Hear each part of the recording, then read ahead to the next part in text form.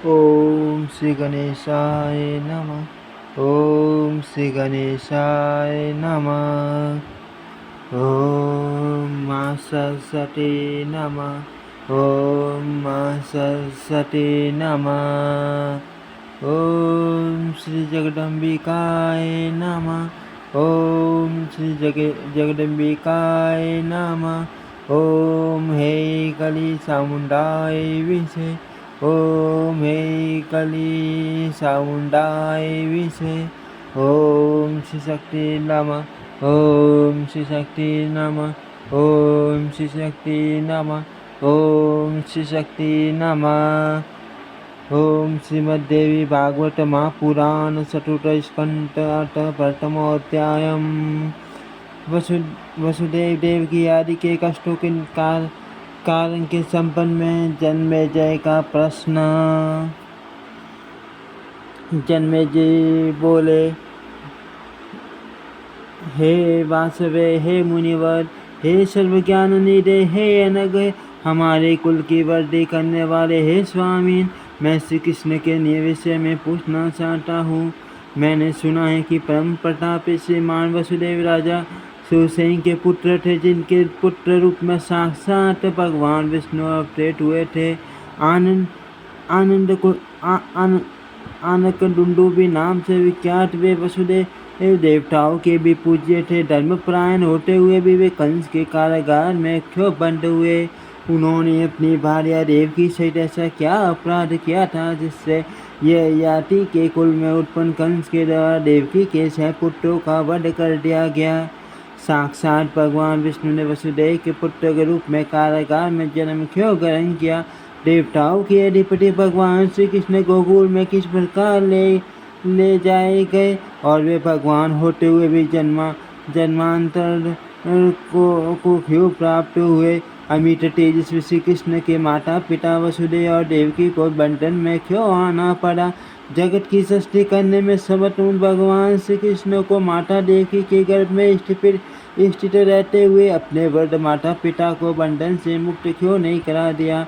उन वसुदेव तथा देवकी ने परमात्माओं द्वारा भी दुष्टाते ऐसे कौन से कर्म पूर्व जन्म में किए थे जिससे उनके यहाँ परमात्मा भगवान श्री कृष्ण का जन्म हुआ?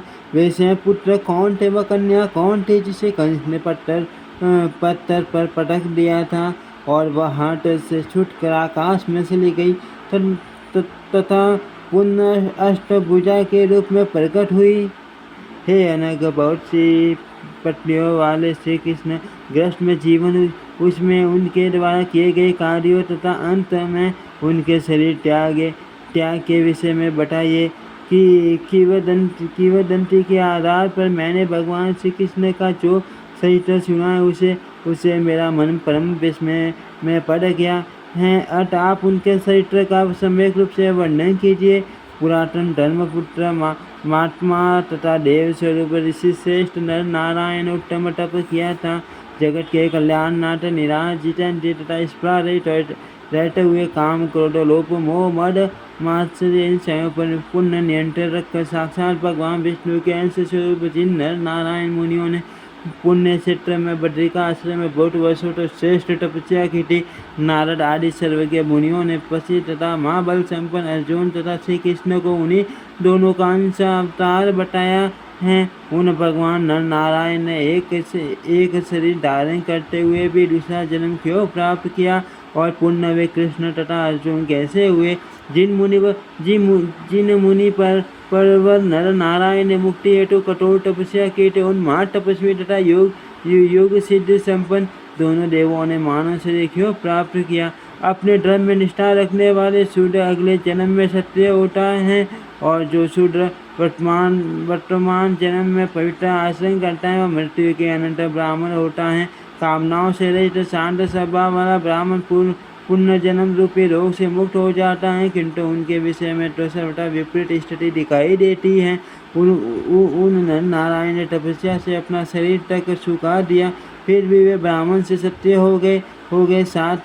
शांत स्वभाव वे दोनों अपने किस कर्म से अथवा किस हिसाब से ब्राह्मण से क्षत्रिय हुए?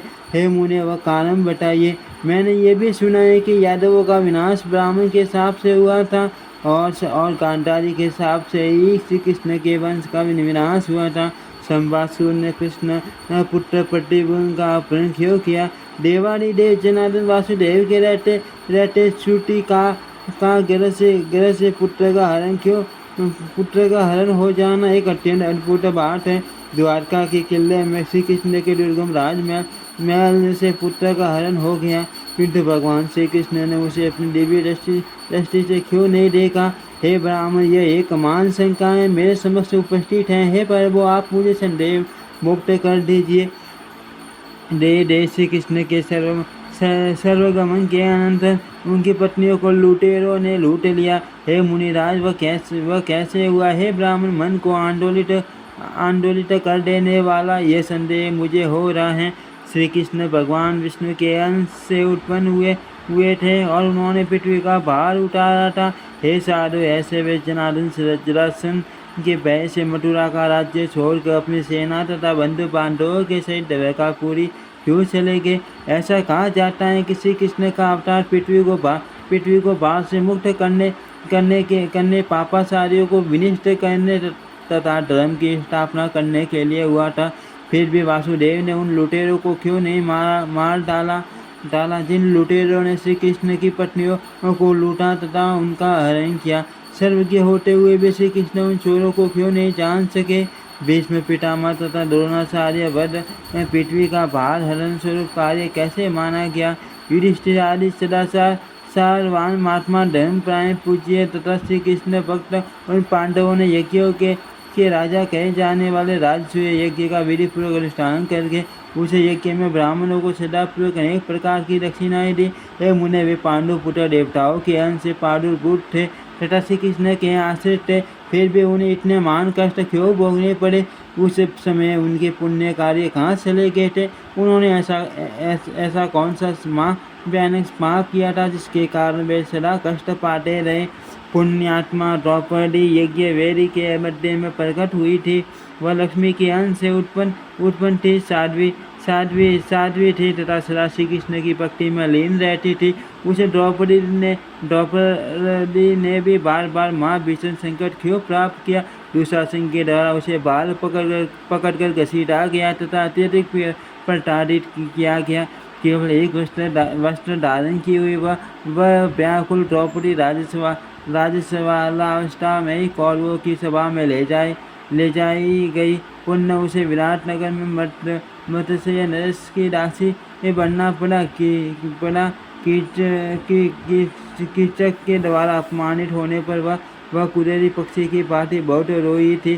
पुण्यचय दैत्य ने उसका अपहरण कर लिया, जिस पर वह क्रंदन करते हुए अत्यधिक दुखित हुई थी। बाद में बलवान महात्मा पांडवों ने उसे मुक्त कराया था। क्या यह उन सबके पूर्व जन्म में किए हुए पाप कर्तव्य का फल था जो वे इतने पीड़ित हुए? हे मामते, उन्हें नाना विधि कष्ट प्राप्त हुए, मुझे इसका कारण बताइए। यज्ञ में श्रेष्ठ राजसू यज्ञ करने पर भी मेरे उन पूर्वजों ने मान कष्ट प्राप्त किया। लगता है पूर्व जन्म में कर्त कर्मों का ही यह फल है। देवताओं के अंश होने पर भी उन्हें कष्ट प्राप्त हुआ, मुझे यह मान संदेह है।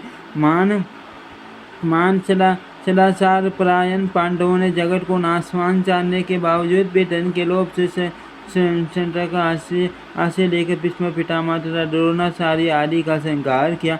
महात्मा वासुदेव ने उन्हें इस घोर पाप कर्तव्य के लिए प्रेरित किया और उन्हीं परमात्मा श्री कृष्ण के द्वारा प्रेरित किए जाने पर उन पांडवों ने अपने कुल का विनाश कर डाला। सज्जन पुरुषों के लिए सिर्फ भिक्षा मांगकर अथवा निवाकर आदि खाकर जीवन बिता लेना श्रेष्ठकर होता है। लोभ के वशीभूत होकर वीर पुरुषों का वध न करके शिल्पकारी आदि के माध्यम से जीवन यापन करना उत्तम होता है। हे मुनि सत्तम, अपने वंश के समाप्त हो जाने पर शत्रुओं का विनाश करने में समर्थ गोलक पुत्रों को नियोग द्वारा उत्पन्न करके शीघ्र ही वंश की रक्षा की थी। कुछ ही समय के 50 विराट पुत्र उत्तरा के पुत्र महाराज परीक्षित एक तपस्वी के गले में मर्त सर्प डाल दिया। यह अद्भुत घटना कैसे घटित हो गई? क्षत्रिय कुल में उत्पन्न कोई भी व्यक्ति ब्राह्मण से द्वेष नहीं करता।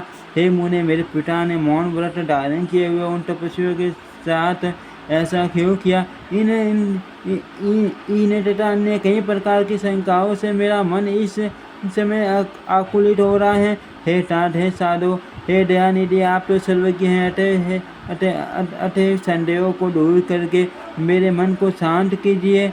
इति श्रीमद्देवी भागवते महापुराण अष्टादश शास्त्रयं संहितायां चतुर्थस्कन्धं जन्मेजय प्रश्नो नाम प्रथमोऽध्यायम्। ओम श्री शक्ति नमः। ओम श्री शक्ति नमः। ओम श्री शक्ति नमः। ओम श्री शक्ति नमः।